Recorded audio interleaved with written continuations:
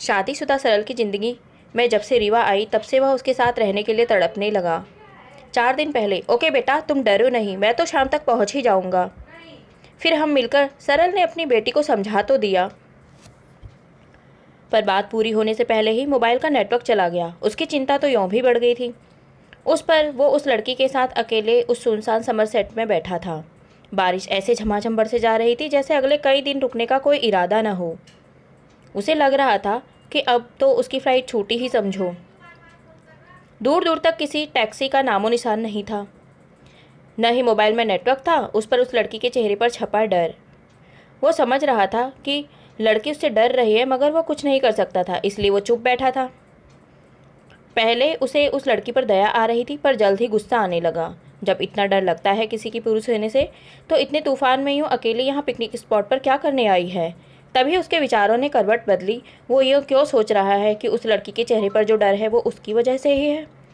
ये ख्याल आते ही सरल ने बातचीत की पहल का इरादा बना लिया। आपका शुभ नाम? रीवा।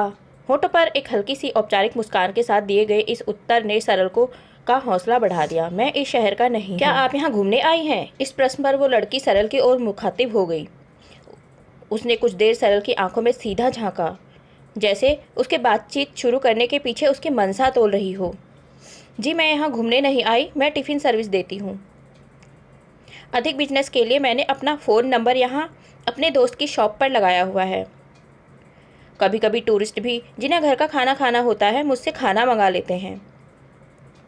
उस लड़की के इतना बात करने के लहजे से ही सरल को समझ में आ गया कि उसकी चिंता कुछ और ही है। उसने सीधे पूछना ठीक समझा, आप इतनी चिंतित क्यों दिखाई दे रही हैं? आप तो अपने ही शहर में हैं, बारिश रुकते ही घर पहुंच। वो लड़की तो जैसे अपनी चिंता बांटने के लिए पहल का इंतजार ही कर रही थी। घर तो तब पहुंचूंगी जब यहाँ से सुरक्षित निकलूंगी। क्यों यहाँ इतनी सुंदर जगह, क्या खतरा? सरल चौंका। आप यहाँ कब आए? बदले में उसने ही प्रश्न पूछ लिया। कल शाम आया था एक शादी अटेंड करने, आज वापस जाना था। पर फिर आप इस पिकनिक स्पॉट पर क्यों आ गई? रीवा ने कुछ घबराकर प्रश्न किया। उसकी इस घबराहट पर सरल भी चौंक गया। जी मैं एक फिल्म मेकर हूँ। आप मुझे नाम या फेस से नहीं जानती होंगी क्योंकि मैं बहुत ही छोटी। लेकिन रीवा ने सरल की बात काट दी। आप कह रहे थे आपको आज ही वापस जाना था? जी हाँ, मगर कैसे? सरल की अपनी चिंता जाग उठी। वहाँ पीछे मेरी स्कूटी एक गड्ढे में फंसी है, आप उसे निकालने में सहायता करें, मैं आपको एयरपोर्ट छोड़ देती हूँ। सरल उछल पड़ा। उसकी समस्या का समाधान इस तरह अचानक उसके सामने आकर खड़ा हो जाएगा, ये उसे पता नहीं था। वे समय से एयरपोर्ट पहुँच गए। अब सरल को रीवा को ध्यान से देखने का समय मिला। उलझी भीगी लटें गालों पर बिखरी हुई, सुंदर गठी काया, चेहरे पर दृढ़ता और आत्मविश्वास। आपका बहुत बहुत शुक्रिया। सरल को रीवा में एक अलग ही आकर्षण महसूस हो रहा था। शुक्रिया तो आपका। दरअसल उस पिकनिक स्पॉट के इलाके में एक तेंदुए का आतंक फैला है आजकल। मेरी स्कूटी स्टैंड पर लगाते समय ही फंस गई थी, पर मैंने सोचा था कि टिफ़िन देकर लौटते समय किसी से निकलने में मदद ले लूँगी। पर अचानक बारिश शुरू हो गई और सब अपनी कारों में बैठकर गायब हो गए। सरल उसके सीधे सरल और आत्मविश्वास से भरे चेहरे को देखता ही रह गया। तेंदुए के आतंक के बारे में जानते हुए भी आप वहाँ आई क्यों? आश्चर्य भरा वाक्य उसके मुँह से निकल ही गया। डर से घर पर बैठूंगी तो बिजनेस कैसे करूंगी, और बिजनेस नहीं करूंगी तो? तभी वो हल्का सा काँपी तो सरल का ध्यान गया। वो पूरा भीगी थी। भीगा तो सरल भी था, पर उसे अभी घर स्कूटी पर हवा खाते हुए जाना था। उसे भी इस बात का ध्यान आया और उसने जल्दी से नमस्ते की मुद्रा में हाथ जोड़ दिए। रीवा स्कूटी पर बैठ रही थी, पर सरल की नज़रें जैसे उसके साथ बंध गई थी। उसे लग रहा था जैसे कुछ छूटा जा रहा है। तभी उसे ध्यान आया और वो उसका नाम पुकारता हुआ भागता हुआ उसके पास पहुंचा। आप मेरा कार्ड रख लीजिए, इस पर मेरा मोबाइल नंबर भी है, कहते हुए उसकी आंखें रीवा को कुछ ऐसे देख रही थी। हर विषय पर छोटी फिल्में बनाता था, उसका चैनल प्रसिद्ध था और आय अच्छी हो जाती थी। रीवा ने बहुत सकुचाते हुए उससे यूट्यूब चैनल बनाने का तरीका पूछा। अपनी टिफ़िन सर्विस को बढ़ाने और पैसे कमाने के लिए सरल उसकी मासूमियत पर मुस्कुरा उठा और दोस्ती चल पड़ी। सरल अपने नाम की तरह एक सरल सीधा इंसान था जो अपने पैशन को अपना व्यवसाय बनाकर खुश था। एजुकेशन से वो सॉफ्टवेयर इंजीनियर था, इसीलिए साइंस फिक्शन भी बहुत अच्छे से बनाता था। मगर उसकी पत्नी को ये कतई पसंद न था। वो उसे अपनी तरह कोई मल्टीनेशनल कंपनी ज्वाइन कराना चाहती थी। हाई फाई जीवन जीने के लिए उकसाती रहती थी। ऐसा न कर पाने पर दोनों के बीच दूरियां बढ़ती गई थी। 2 साल से दोनों अलग रह रहे थे और अपनी बेटी की खातिर उन्होंने अगल बगल घर लिए थे।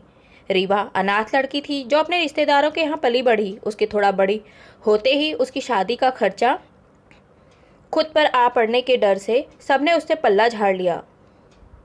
2 एकाकी मन एक सा स्वभाव पाकर एक दूसरे के करीब आते गए। धीरे धीरे उनके मन कब बंध गए उन्हें पता ही नहीं चला। सरल के कहने पर रीवा उसी शहर में आ गई और उसके स्टूडियो के पास ही टिफ़िन सर्विस शुरू कर दी। उसके पास स्टूडियो के सारे आर्टिस्ट का नाश्ता खाना बनाने का काम था। एक दिन सरल को उसके स्टूडियो के बाहर एक बाइक ने टक्कर मार दी। उसे अस्पताल पहुंचाया गया, जहां से उसके साथ रीवा उसके घर आई। सरल को बुखार भी था। रीवा को उसे छोड़कर जाया न गया। उस रात दोनों में प्यार का इजहार हुआ। तय हुआ कि सरल अपनी पत्नी से कानूनन तलाक मांगेगा। उधर 10 साल की उसकी बेटी दिन रात अपने मम्मी पापा को एक करने की तरकीबें सोचती रहती थी। मम्मी पापा के हमेशा के लिए अलग होने की बात सुनकर उसे शौक लगा। उसकी तबीयत बेहद खराब हो गई। बड़ी ही नाजुक स्थिति में नीम बुखार में उसने माता पिता से तलाक न लेने का वचन मांगा। कहा कि उसे दिया गया गिफ्ट समझकर एक साथ रहने लगे। रीवा ने उस मासूम की खातिर खुद ही खुद को सरल से दूर कर लिया। वो अपने शहर वापस चली गई। बच्चे की तबीयत से घबराई उसकी माँ भी उसकी बात से पिघलकर साथ रहने को तैयार हो गई। 10 बरस बीत गए। प्रेम का जो बंधन रीवा और सरल के बीच बन चुका था वो आज भी मजबूत था और सरल और उसकी पत्नी के बीच जो बंधन दोबारा बन न सका, दोनों वीरान मन लेकर अलग ही रहते थे। बेटी के बड़े होने और हॉस्टल जाने के बाद वे अलग घरों में रहने लगे थे। सरल की बेटी अब उम्र के उस पड़ाव पर आ गई थी कि अपने मम्मी पापा की आंखें पड़ सकती थी। उसकी मम्मी का सोशल सर्कल इतना बड़ा था और शौक इतने रईसाना कि वो उनमें ही खुश थी। पर पिता की आंखों की वीरानगी अब उसके समझ में आने लगी और अब तो उसको प्यार भी हो गया। अब उसने ये बात कुणाल अपने प्यार के साथ शेयर की। दोनों ने सारी प्लानिंग कर ली। पापा, एक बार मैंने आपसे एक गिफ्ट मांगा था। आपके इस जन्मदिन पर मैं और कुणाल आपको एक गिफ्ट देना चाहते हैं। कहते हुए उसने सरल की आंखों पर से पट्टी खोल दी। सामने रीवा खड़ी थी। सरल उसे 10 साल बाद देख रहा था। रीवा उसकी बेटी के मनाने पर वहां आ तो गई, पर अभी भी कुछ सकुचाई सी थी। चेहरे पर वही दृढ़ता और आत्मविश्वास, वही सीधी सरल और प्रेममयी मुस्कान। सरल की बेटी ने कहा, सॉरी पापा, सॉरी आंटी, मुझे देर से समझ आया आप लोगों का दर्द।